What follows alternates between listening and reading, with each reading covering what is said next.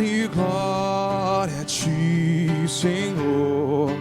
Cristo, palavra de Deus. Cristo, palavra de Deus. Oxalá ouvisseis hoje a sua voz. Não fecheis o coração como em Meriba. Louvor e glória a ti, Senhor. Cristo, palavra de Deus. Cristo, palavra de Deus.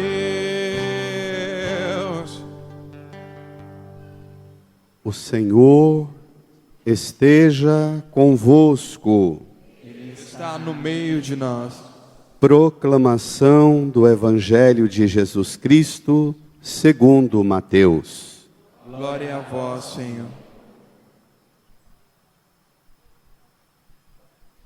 Naquele tempo, disse Jesus aos seus discípulos: Ficai atentos, para não praticar a vossa justiça na frente dos homens, só para serdes vistos por eles. Caso contrário, não recebereis a recompensa do vosso Pai que está nos céus. Por isso, quando deres esmola, não toques a trombeta diante de ti, como fazem os hipócritas nas sinagogas e nas ruas, para serem elogiados pelos homens. Em verdade vos digo, eles já receberam a sua recompensa. Ao contrário, quando deres esmola, que a tua mão esquerda não saiba o que faz a tua mão direita, de modo que a tua esmola fique oculta, e o teu Pai, que vê o que está oculto, te dará a recompensa. Quando orardes, não sejais como os hipócritas, que gostam de rezar em pé, nas sinagogas e nas esquinas das praças, para serem vistos pelos homens. Em verdade vos digo, eles já receberam a sua recompensa. Ao contrário, quando tu orares, entra no teu quarto, fecha a porta e reza ao teu Pai que está oculto, e o teu Pai que vê o que está escondido te dará a recompensa. Quando jejuardes, não fiqueis com o rosto triste como os hipócritas. Eles desfiguram o rosto para que os homens vejam que estão jejuando. Em verdade vos digo, eles já receberam a sua recompensa. Tu, porém, quando jejuares, perfuma a cabeça e lava o rosto, para que os homens não vejam que tu estás jejuando, mas somente teu Pai que está oculto. E o teu Pai, que vê o que está escondido, te dará a recompensa. Palavra da salvação. Glória a vós, Senhor. Num tempo de profundo silêncio, sentados, rezemos no íntimo do nosso coração. Também vocês, crianças, rezemos pedindo ao Espírito Santo o auxílio necessário para que compreendamos tudo que a palavra de Deus hoje nos revela, nos pede. Supliquemos.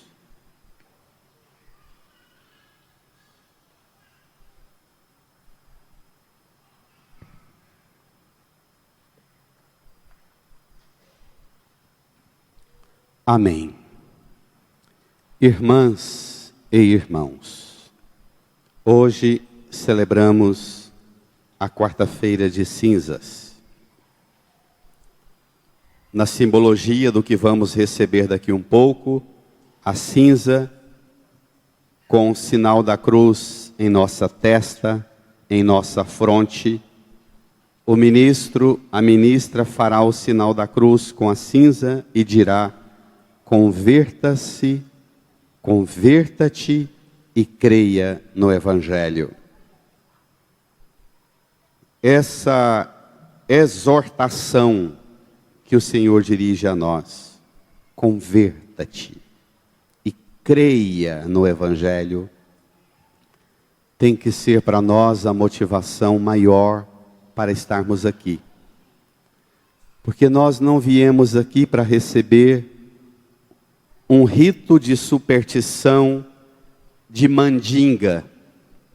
Nós viemos aqui como um testemunho público de nossa consciência de que somos sempre sujeitos à fragilidade e sempre dependemos da graça de Deus, senão não avançamos.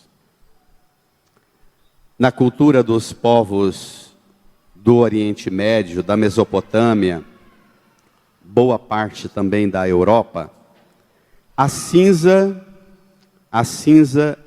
muito antes da invenção do sabão, era o primeiro produto de limpeza que se desenvolveu. Nós, os mais velhos, criados na roça, temos a memória de uma coisa que se fazia, o barrileiro. Se enchia latas, balaios de cinza, socava a cinza, abria um furo no meio, ia colocando água e aquela água passava pelo o vaso cheio de cinza, destilava lá embaixo uma água escurecida, que se chama de quada. Aquela de quada levada ao fogo se apura e vira soda. Misturada a gordura nas medidas certas, se faz o sabão. Antes da invenção do sabão, as mulheres, na maioria das vezes com habilidade, tocavam a saliva com o dedo, punha na cinza, tocava de volta à boca e sentia o grau de acidez, não sei se essa é a palavra, da soda presente na cinza. E a partir dali, sabia calcular para que tanto de cinza precisaria de qual tanto de água, se fazia uma barrela, chamada de barrela dos lavadeiros. Essa barrela se punha em tanques de pedra, ou em vasos de cerâmica, punha as roupas para serem lavadas. Porque na cultura do povo que vive no deserto, não tem coisa melhor para a transmissão de doença do que roupa não higienizada. André, meu retorno aqui está péssimo. Se você puder cuidar de mim aqui, eu estou numa insegurança danada com o som. Aquela barrela, quando o povo ia para os campos trabalhar, para a guerra, que passava meses e dias sem tomar banho, voltava, precisava de uma lavagem de alto nível de qualidade para vestir de novo a veste. Eu estou falando isso por causa do conflito que nós estamos vivendo no planeta com o coronavírus aí. Uma regra de higiene. E ali, hoje nós temos a compreensão de alvejar a roupa branca.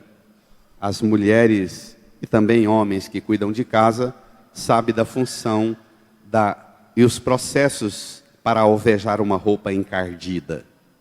Imagine que os cristãos, os primeiros cristãos, entenderam que quando se chegava à quarta-feira de cinzas, 40 dias de jejum, oração, penitência, caridade, esmola, nós deveríamos nesses 40 dias, olha a metáfora, nós deveríamos experimentar esses 40 dias como uma veste dentro do tanque das lavadeiras, para ser alvejado de nossas imundícies.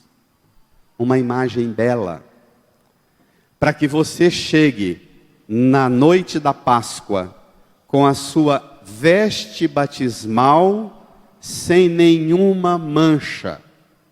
Assim também a sua alma, pelo exercício da oração, do jejum e da esmola, você chega com a sua alma alvejada. Se você vem hoje receber a cinza, e você não recebe essa cinza como meta, tendo como meta a celebração da Páscoa do Senhor, você não entende nada da fé cristã. Porque a imposição das cinzas só tem sentido como meta para a vida nova que no Cristo ressuscitado nós ansiamos, desejamos e buscaremos nos exercícios da Quaresma. Cultivaremos um modo de vida nesses 40 dias para que nos encontremos completamente renovados em Cristo, que por nós dá sua vida e ressuscita. Amém.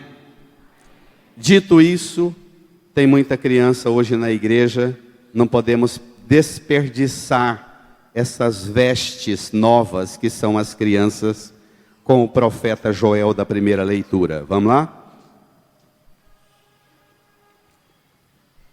Agora, número 4 do seu folheto. Agora diz o Senhor: voltai para mim com todo o vosso coração, juntos, com jejuns, lágrimas e gemidos. Rasgai o coração e não as vestes, e voltai para o Senhor vosso Deus. Rasgue seu coração. Se a veste está encardida, vai para o tanque ficar de molho. Se seu coração, sua alma, sua vida espiritual, moral, afetiva, emocional, psicológica, profissional, se a sua vida está encardida, rasgue o seu coração. Rasgue com jejum, lágrima e gemido. O Senhor quer de você uma coisa. Leia. Volta, rasgai o vosso coração e não as vestes, e voltai para o Senhor vosso Deus. Lá em cima já falou, voltai para o Senhor com todo o vosso coração. E agora diz de novo, voltai para o Senhor vosso Deus. Ele é benigno, é compassivo, paciente e cheio de misericórdia, inclinado a perdoar o castigo. Olhe para a cruz. Você deve sempre escutar essa palavra, o Senhor é inclinado a perdoar o castigo. Ele inclinado, com o rosto caído, debruço por sobre o seu corpo ferido, pregado na cruz. Ele se inclina sobre a realidade mais pavorosa de nossa miséria humana. E ele se inclina, não porque ele é um vencido, derrotado e fracassado, mas naquela inclinação na cruz, ele contempla você, a quem ele quer perdoar. Continue. Quem sabe, ele se volte para vós e vos perdoa, e deixa atrás de si a bênção, oblação e libação para o Senhor vosso Deus. Tocai a trombeta em Sião, prescrevei o jejum sagrado. Brada. Convocai a assembleia, congregai o povo, realizai cerimônias de culto. Reuni anciãos, ajuntai as crianças e lactentes, deixe o esposo seu aposento, e a esposa a seu leito. Não fique ninguém dizendo: eu não tenho nada que emendar na minha vida, sou livre, faço o que eu quero no carnaval, termino a minha farra do carnaval ou a farra da vida toda, ou até um modo razoável de viver, nem é que foi para o carnaval, mas tem a pretensão e a presunção de achar que não tenho nada a acertar com Deus. Não pense assim. Ponha-se em ouvido atento ao toque da trombeta que te convida a um encontro com o Senhor. Ponha-se. Aceite esse toque da trombeta. E o toque da trombeta por excelência hoje é a proclamação e a pregação da palavra, que hoje, durante essa quaresma, exercitará você a perceber em sua vida o que é que precisa ser mudado, transformado, corrigido. Contam de um velho padre que viveu 70 anos como sacerdote numa aldeia nas montanhas do norte da França.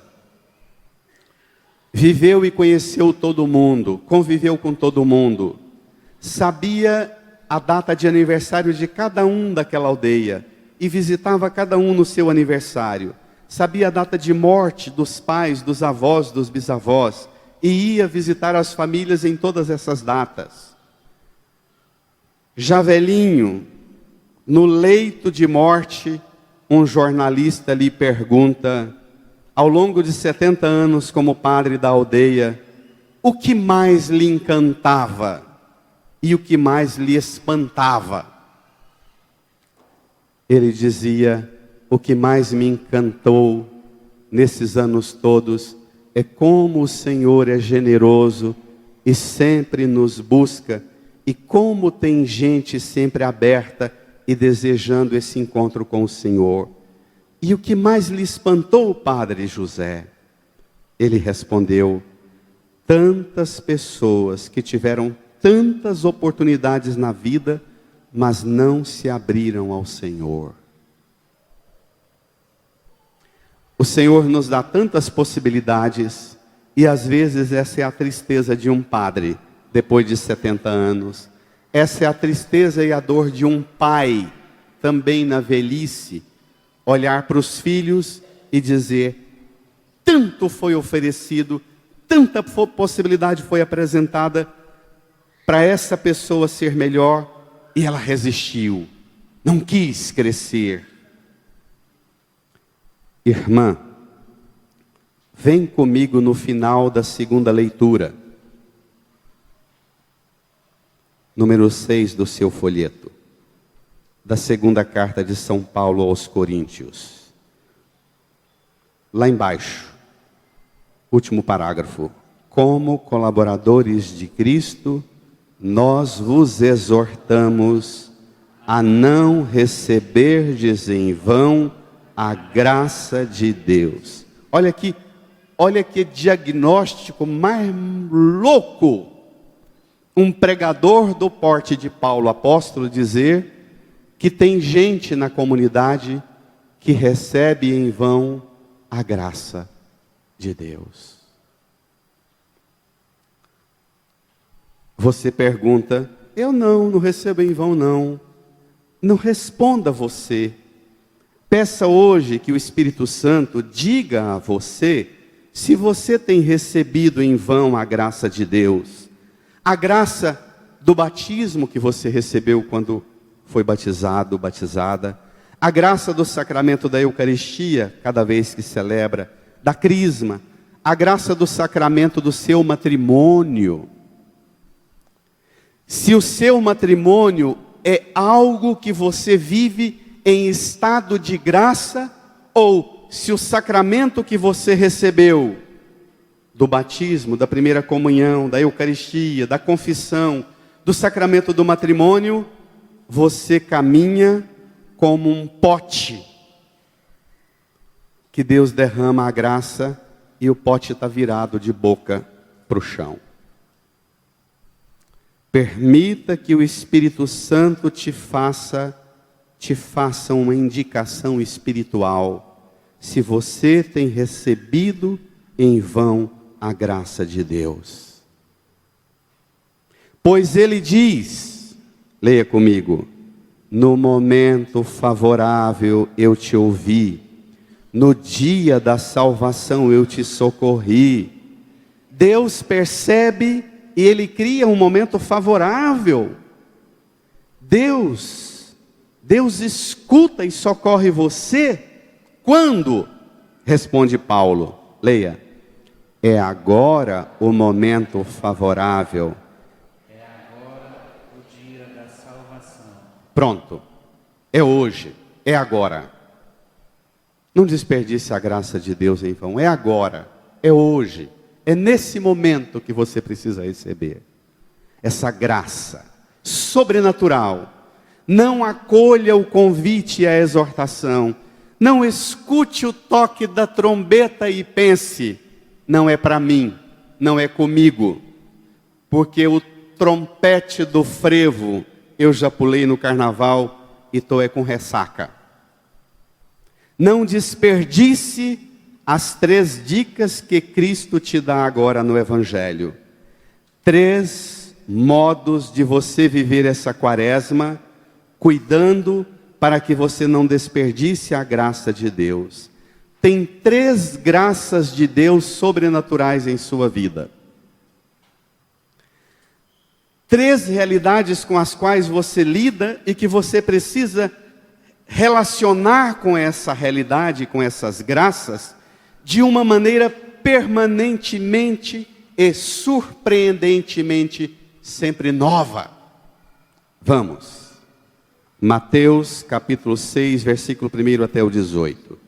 Para quem foi à missa no domingo de carnaval, o Evangelho de Mateus, capítulo 5, versículo 38, terminava assim: sede perfeitos, como o vosso Pai Celeste é perfeito. Ali terminou o capítulo 5 e imediatamente vem isso aqui.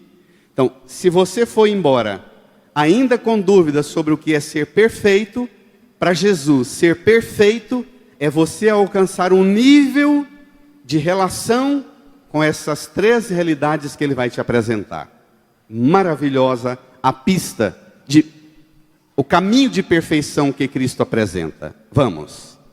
Naquele tempo, disse Jesus a seus discípulos: ficai atentos para não praticar a vossa justiça na frente dos homens, só para serdes vistos por eles. Caso contrário, não recebereis a recompensa do vosso Pai que está nos céus. Gente, Jesus escreveu isso na época que não existia Twitter, Facebook, grupos de Zap, nem computador, nem televisão, nem rádio, nem telégrafo, nem telefone. Jesus diz: olha, tem gente que pratica a justiça, praticar a vossa justiça na frente dos homens só para seres vistos. Praticar a vossa justiça significa o conjunto de elementos que você estabeleceu como elementos importantes que compõem seu modo de ser e de agir. Aqueles valores, aqueles comportamentos que regem o cotidiano e os ciclos da sua vida. Jesus chama isso de vossa justiça. Cuidado para não praticar a vossa justiça, o conjunto dos elementos e valores que compõem sua vida, na frente dos homens só para ser desvistos. Caso contrário, não vem nada de retorno. E não vem mesmo. Porque quem dá um like para você hoje é quem vai dar muitas repetições e, como é o nome do trem, Zarinha? Viralizar o vídeo da sua desgraça quando aparecer sua desgraça. Não se iluda. Jesus apresenta 3 campos desafiadores, delicadíssimos que você precisa cuidar. 3 dimensões, 3 áreas, 3 graças que Deus te deu e que você não pode desperdiçar. Começa pelo primeiro versículo 2. Por isso, não toques a trombeta diante de ti, como fazem os hipócritas nas sinagogas e nas ruas, para seres elogiados pelos homens. Em verdade vos digo, eles já receberam a sua recompensa. brada, ao contrário, quando deres esmola, Que a tua mão esquerda não saiba o que faz a tua mão direita, de modo que a tua esmola fique oculta, e o teu Pai, que vê o que está oculto, te dará a recompensa. Jesus, desculpe, eu falei 3 graças, 3 dons, mas são 4. Jesus apresenta para você que uma das graças, ou 2 das graças, que você recebe de Deus e que Ele despeja sobre você, e que você não pode usar essas graças em vão, é os bens que você tem e o bem que você pode fazer para quem precisa de você. Dar esmola, a nossa sociedade de hoje, e mesmo no ambiente da igreja, depois do socialismo, deprecia a palavra esmola e tirou do nosso linguajar a esmola porque parece pejorativo. Mas esmola, no sentido original da palavra, é bem o que Cristo faz na cruz. É esmolar-se. É arrancar de si. Tomai e comei, isso é meu corpo. Tomai e bebei, isso é meu sangue, que é dado por vós. Então, Jesus diz: cuidado com a forma com que você lida com os seus bens e com a graça que você tem de fazer o bem para o próximo. Isso é uma graça que você pode estar recebendo em vão. E como é que eu posso receber em vão?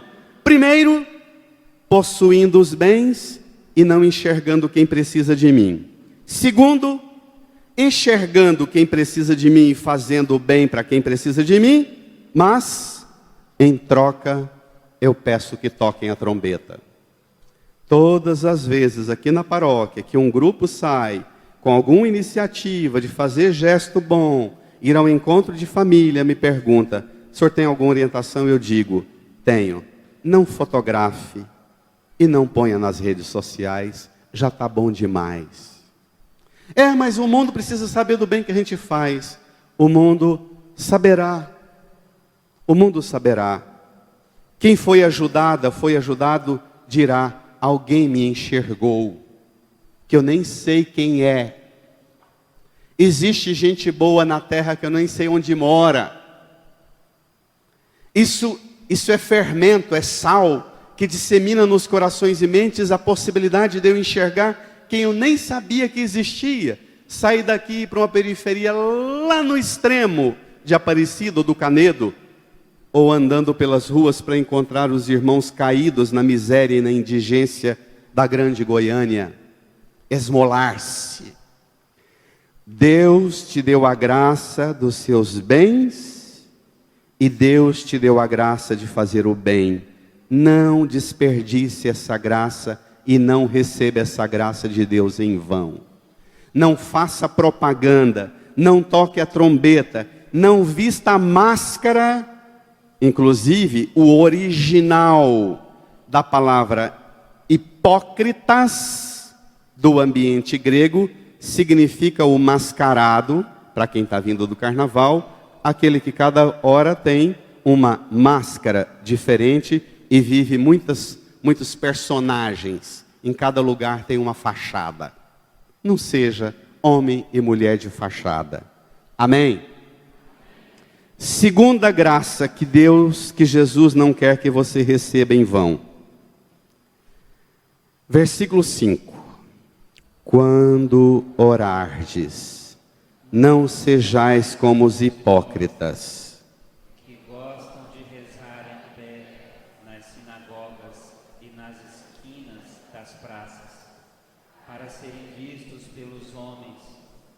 Em verdade, eu vos digo, eles já receberam a sua recompensa. ao contrário, Quando tu orares, entra no teu quarto, fecha a porta e reza ao teu Pai que está oculto, e o teu Pai que vê o que está escondido te dará a recompensa. Jesus diz que primeira graça que Deus derrama sobre você e que você não deve recebê-la em vão é os bens e o bem que você pode fazer. A segunda graça é a sua relação com o próprio Deus pela oração. Como é que eu posso estragar minha relação com Deus? Fazendo propaganda, sendo hipócrita. Homem, mulher mascarado, que está mais preocupado como é que eu vou ficar na foto. De vez em quando, Dom Washington pega para nós padres e manda para nós umas fotografias dos padres do mundo da mídia que interpretam o personagem que precisa impactar e interpreta aquele personagem de santidade, faz aquela fachada, e Dom Washington manda os recados para a gente e diz assim: santidade não é a interpretação de um personagem para produzir uma cena, é um modo de relacionar com Deus.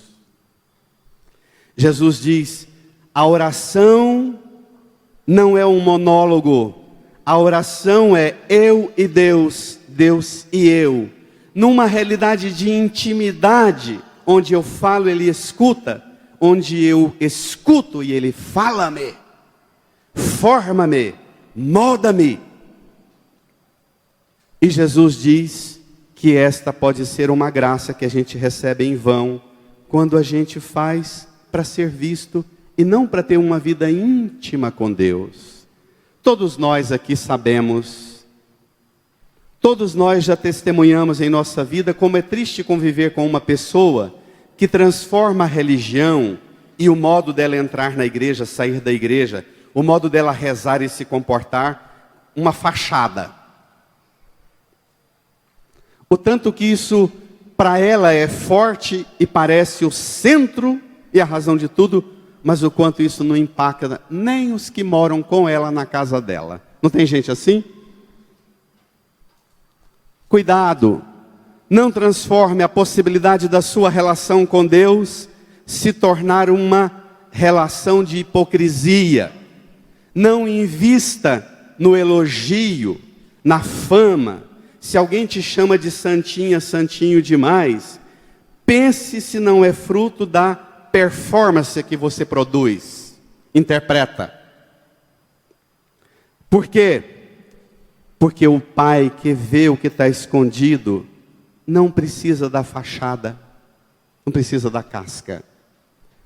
Terceira graça, quarta graça. A primeira é a minha relação com os bens. A segunda é a minha relação com o próximo que precisa das minhas ações boas. A terceira é a minha relação com Deus. E a quarta graça, versículo 16. Tomem comigo. Quando jejuardes, não fiqueis com o rosto triste como os hipócritas. Eles desfiguram o rosto para que os homens vejam que estão jejuando.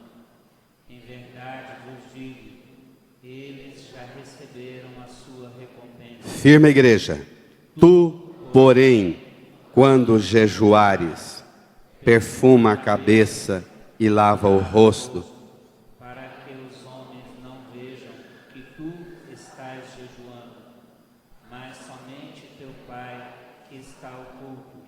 e o teu Pai, que vê o que está escondido, Te dará a recompensa. Nas três etapas do texto, Jesus insiste no Pai oculto. E na vida íntima e escondida que Cristo propõe que você cultive na relação com Ele. Quando jejuardes, não fiqueis triste, com o rosto triste como os hipócritas. Desfiguram o rosto para que vejam que estão jejuando. Qual é o lugar do jejum? Fazer jejum não é para ficar com olheira e dizer estou sofrendo demais, porque já tem 10 horas que eu não como, 12 horas que eu não como, 24 horas que eu não como. Fazer jejum não é para fazer propaganda. O papel do jejum é ajudar a você descobrir você, seu corpo, como um ambiente sagrado e uma realidade da graça de Deus. Você é o pote onde Deus derrama a graça que o apóstolo pede para você não receber a graça de Deus em vão. O jejum que a gente pratica na quaresma e que deveria praticar o ano inteiro, não significa deixar de comer agora na quaresma para depois na Semana Santa, nem passar a Semana Santa na igreja, viajar e voltar só a hora que as coisas piorarem de novo. Não é isso não. O jejum tem um papel pedagógico. O jejum se usa não só na fé do ambiente do povo judeu, do povo da Bíblia, dos cristãos, mas em todos os povos, culturas, tem elementos parecidos com esse do jejum, com uma finalidade muito específica. Você faz jejum na busca de encontrar o autodomínio sobre aquelas coisas que tem sobre você um grande domínio e quase te escraviza. Então, não comer carne, não beber, não fumar, não ver pornografia, não falar mal dos outros. A lista é enorme, você pode passar a noite fazendo-a. Mas esse jejum tem que ser uma disciplina interna com o Deus absoluto e verdadeiro que vê o que está escondido e que encontra em você um desejo de não ser escrava e escravo dos afetos, dos apetites. Não se assustem, e até das necessidades.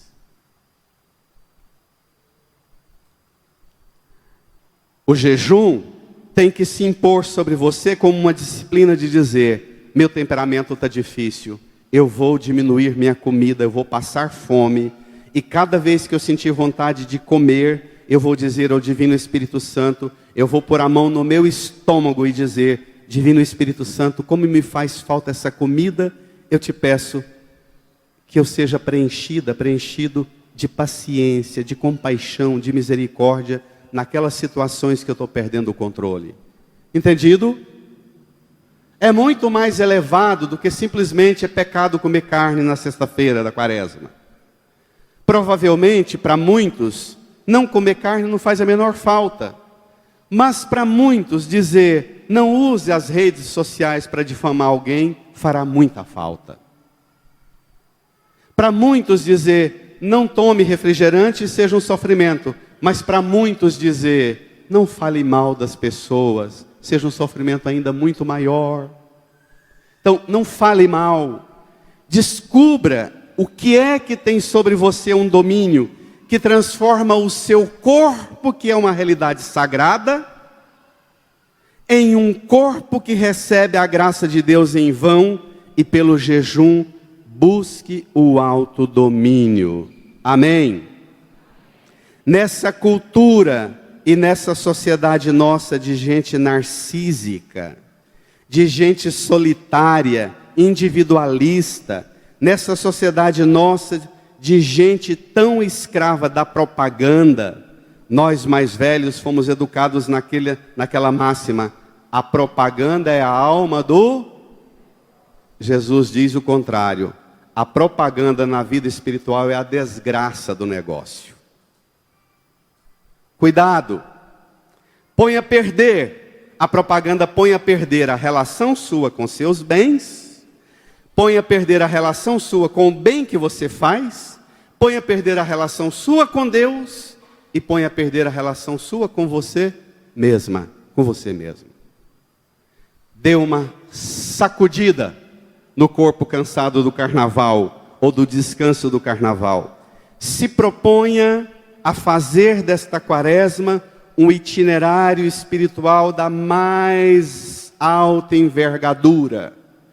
E o firme propósito de dizer: eu terei controle sobre minha forma de relacionar com os bens, eu terei autocontrole na forma de relacionar com a caridade feita ao próximo, eu terei controle na minha forma de relacionar com Deus e na forma de relacionar comigo mesmo, comigo mesma. Amém? Vamos nos preparar para receber as cinzas. Incline a sua cabeça, feche os olhos, estabeleça num tempo de profundo silêncio, estabeleça o seu diálogo com o Pai que vê o que está escondido. Vai fazer com você essa caminhada quaresmal, essa caminhada rumo à Páscoa.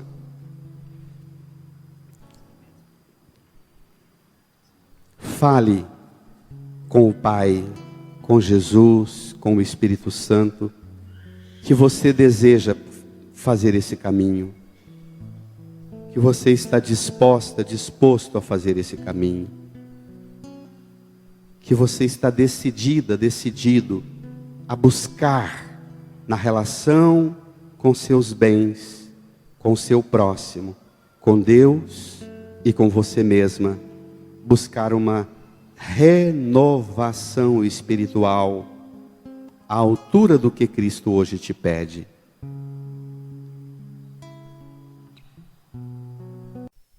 Encerramos essa pregação, esse momento de meditação da palavra, pedindo a graça de Deus sobre você, ouvintes que acompanham pelas redes sociais, a bênção de Deus. Manifesta, Senhor, seu poder e sua misericórdia, abençoe e guarde a todos aqueles que buscam o Senhor pela escuta e a meditação da palavra. Conceda-lhes a saúde, a serenidade e a paz. Abençoe-vos, Deus Todo-Poderoso, Pai, Filho e Espírito Santo. Amém. Deus te abençoe.